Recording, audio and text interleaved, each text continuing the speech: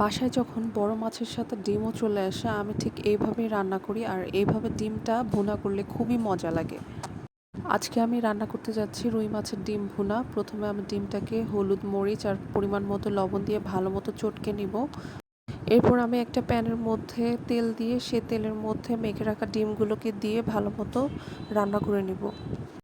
ডিমগুলো খুব তাড়াতাড়ি সিদ্ধ হয়ে যাবে আর শক্ত লাগবে না, ড্রাই হবে না। এখন আমি ডিমগুলিকে উঠিয়ে নিয়ে সেম প্যানের মধ্যে আবার তেল দিব। তারপর তেলের মধ্যে মশলাটা ভালো মতো কষিয়ে নিব, অ্যাজ ইউজুয়াল আমরা যেভাবে রান্না করি। তারপর আমি দিয়ে দিয়েছি টমেটো, এরপরে দিয়ে দিব ভেজে রাখা ডিমগুলো।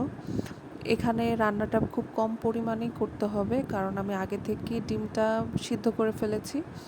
তা আমি সাথে সামান্য পরিমাণ পানি অ্যাড করেছি যেন পাত্রের নিচে না লেগে যায়।